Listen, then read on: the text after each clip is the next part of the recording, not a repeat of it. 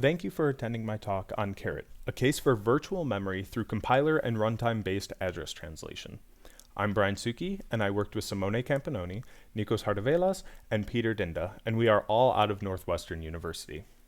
So before I begin, let me talk about CARAT in a nutshell. The traditional model of memory management is becoming unsustainable. To address this, we introduced CARAT, which attempts to replace the hardware-software model of paging with a pure software-only model. And using modern compiler techniques, we can reduce the overhead of CARAT to be only 9%. And with CARAT's model implemented, plenty of new opportunities arise, such as larger caches, higher energy savings, and new methods of managing memory. So let's start with the current state of address translation and memory management. So the traditional model of memory management is expensive. Data footprints continue to rise in modern applications, and the current model of paging is not ready for this expansion. The TLB is currently limited to a reach of about 3 gigabytes of address space due to its limited size. And it also consumes 15% of power on the CPU because the TLB is involved in every memory reference. Additionally, the hit rates for the TLB are no longer always in the upper 90% for modern applications. Finally, the area taken up by the TLB and paging in general is about the size of an L1 cache. So many research efforts have arisen to confront this issue, and this issue is being addressed by many communities, such as PLDI, HPCA, AS+, ISCA, PACT, and Micro. And one thing to point out with all these research thrusts is that they are trying to address this problem by changing the current memory management model. But what we want to ask is, what if memory management was purely done in software? If this was achievable, then there would immediately be some tangible benefits. The first benefit seen would be that we no longer would rely on hardware support for managing memory. This would eliminate TLB misses and also give us large power savings, like that 15%. Additionally, cache design would become decoupled from the current translation model, enabling us to increase the sizes of caches while still maintaining timing and energy requirements. Also, memory can now be managed at any granularity we choose instead of being limited to only managing it with pages. Finally, if we were to make improvements to the software management code, we would be able to immediately see this and give it to others through simply just updating systems instead of having to wait and buy new hardware. And in the past, there were various attempts at trying to achieve these exact benefits. So we looked through these research directions and products to find what issues they faced when trying to implement versions of software-based memory management. And what you are seeing right now are just some examples of some previous research thrusts. So the first issue that we found common was the fact that managing memory in software typically restricted the allowed language on a machine. And typically, this was a managed language. Additionally, when writing programs, a developer would need to potentially include extra programming in order to work with the software management system. And something relating to the current model, as virtual memory and paging became commonplace, management as well as protection started to become intertwined to the model. And when attempting to replicate this in software-only approaches, significant overhead was observed. And finally, the overhead associated with maintaining a software-only model was extremely high. So for this talk, we're going to treat these drawbacks as obstacles to making a feasible memory management model in only software. And with that, we would like to introduce CARAT.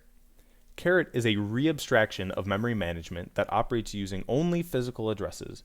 Although it operates using only physical addresses, CARAT still provides the same functionality provided by virtual memory, but it uses a codesign of the compiler, runtime, and operating system to do it.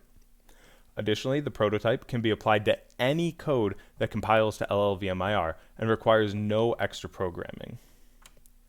So, being implemented at the LLVMIR level greatly loosens the language restriction obstacle and eliminates the extra coding of previous attempts.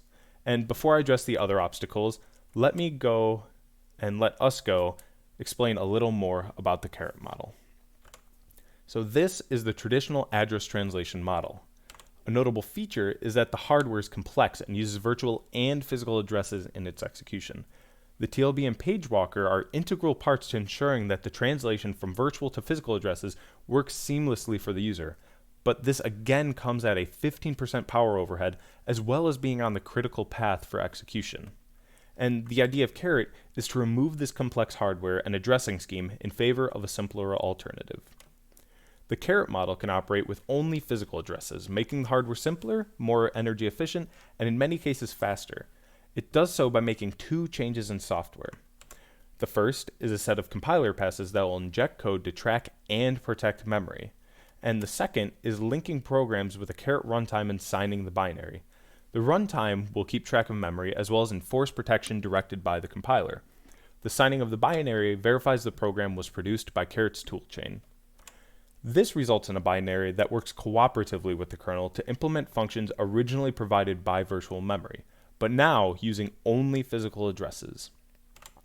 So let me go into a little more depth on how we prototype this model.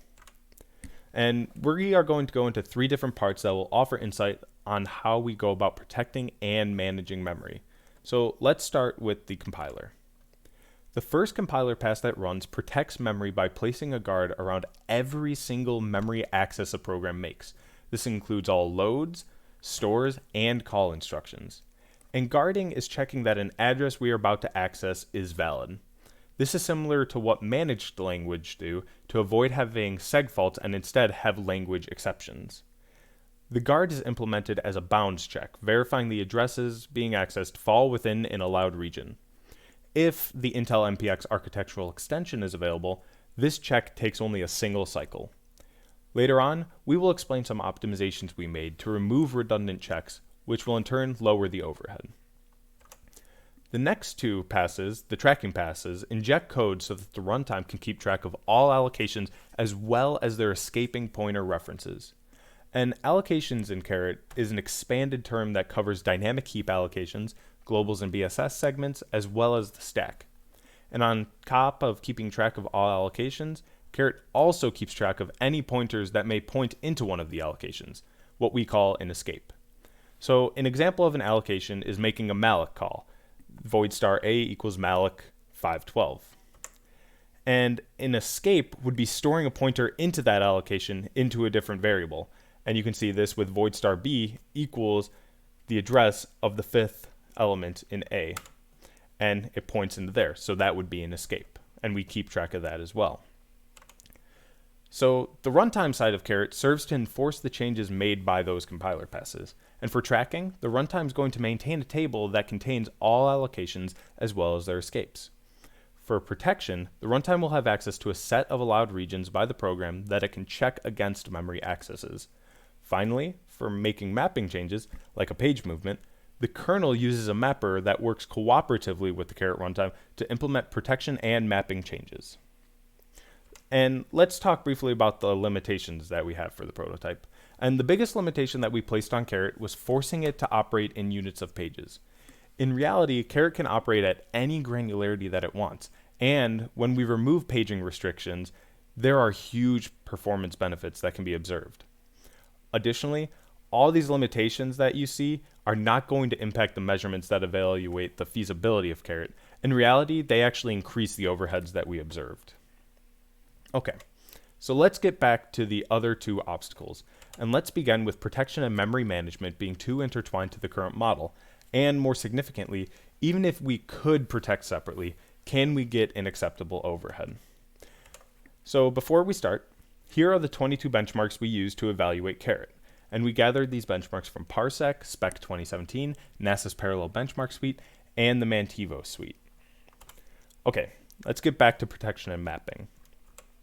Virtual memory already provides protection as well as a simple method to move memory through the use of virtual paging.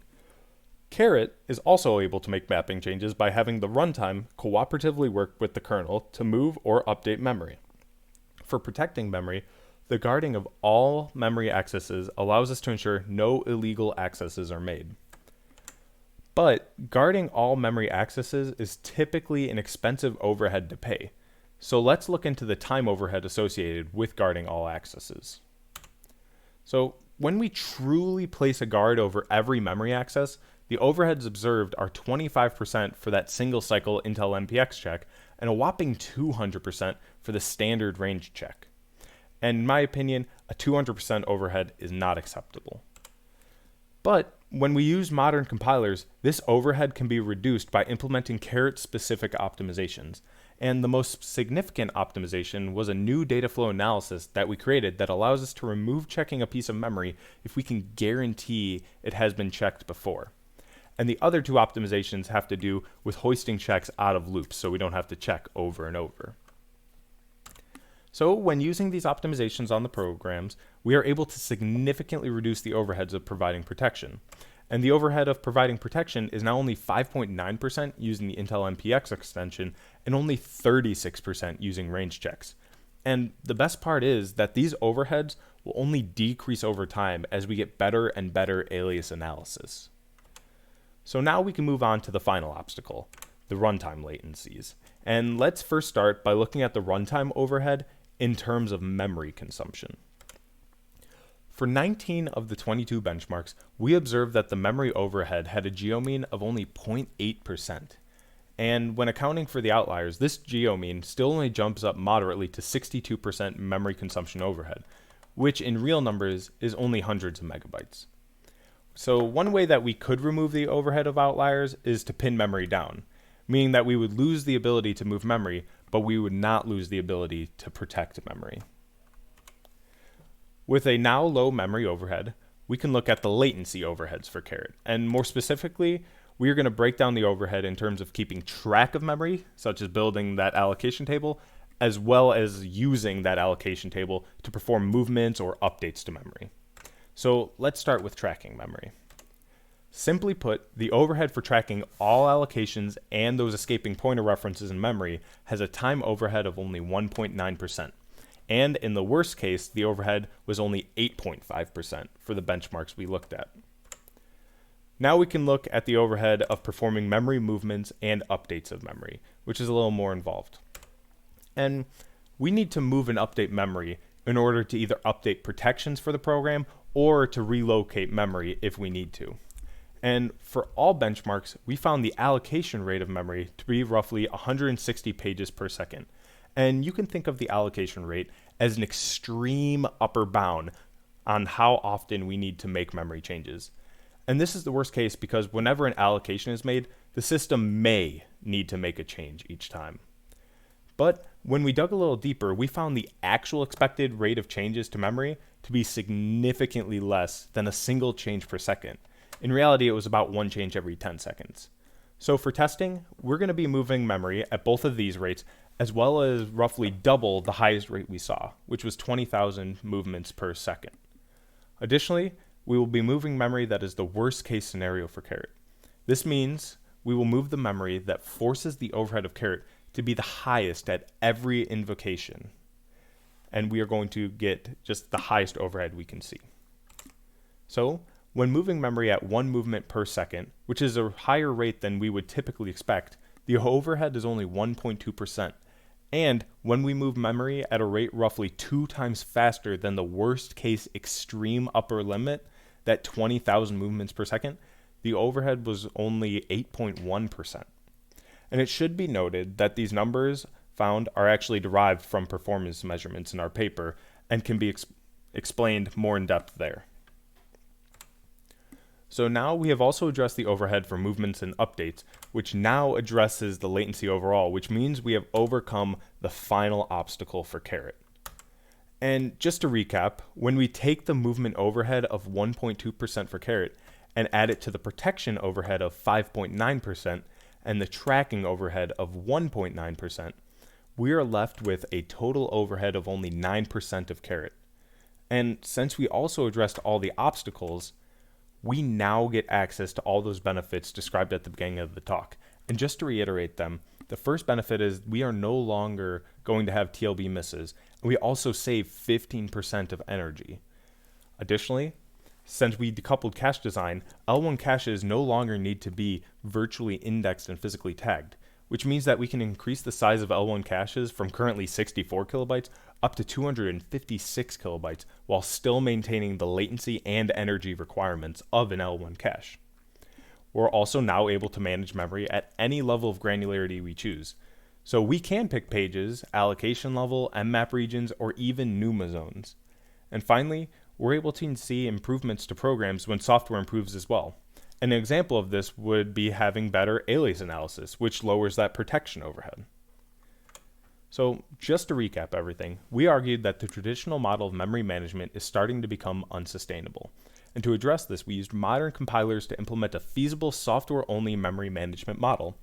And when using this model, brand new opportunities are enabled, including some that we are still currently working on, so stay tuned. And with that, I would like to thank you all for coming to our talk, and I am happy to answer any questions you may have. Thank you.